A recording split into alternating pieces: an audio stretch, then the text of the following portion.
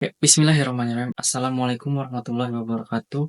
Ya, kali ini gue pengen bahas kasus yang mungkin kasus besar, tapi gue agak telat ngebahasnya, yaitu kasus Harvey Muiz. Mungkin sedikit intermezzo, bagi yang belum tahu, gue pengen ulang lagi. Harvey Muiz ini terjerat kasus korupsi timah ya, dari dua PT, yaitu PT Refine Bangkatin dan juga PT Timah. Yang kalau misalnya ditaksir kerugian negara itu akibat dari korupsinya si Harvey Muiz ini sampai 300 triliun. Di mana hasil-hasil dari uang korupsi ini dipakai Harvey untuk beli properti mewah di Jakarta sama Melbourne. Nah, sayangnya yang bikin publik marah itu dia cuma dihukum 6,5 tahun dari tuntutan 12 tahun. Kalau misalnya kata hakim sih tuntutan ringan itu karena mungkin si Harvey ini bukan jadi penentu keputusan yang utama gitu di perusahaan yang menyebabkan kerugian negara ini. Beda si oknum atau tokoh lain yang lebih punya otoritas untuk memutuskan ya. Nah, masalahnya ini bisa dijelasin salah satunya dengan teori kriminologi, yaitu hedonisitas.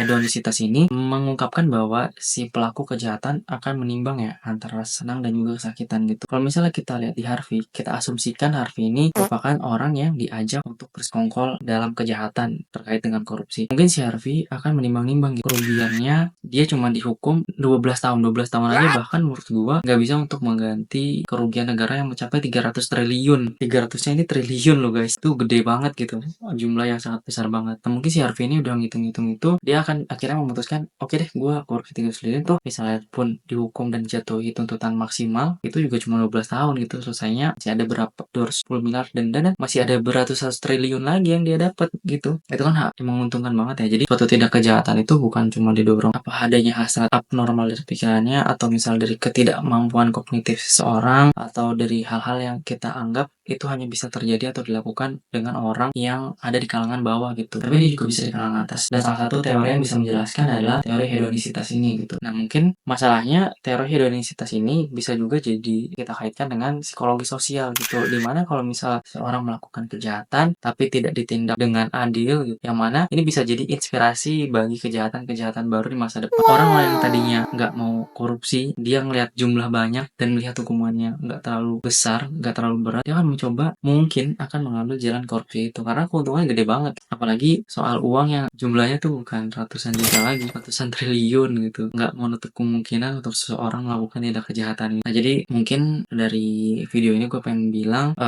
hukuman di Indonesia tuh benar-benar harus diperbaiki lagi. Jangan sampai ada korupsi-korupsi berikutnya gitu. Karena kalau misalnya nggak ada efek jerah, kasus ini nggak akan berhenti gitu. Mungkin cukup sekian. Kalau misalnya teman-teman punya ide atau mau mengungkapkan pendapatnya, silahkan tulis di kolom komentar. Video ini atau kanal ini sangat terbuka lebar untuk berbagai macam opini gitu. Mungkin cukup sekian dari gua.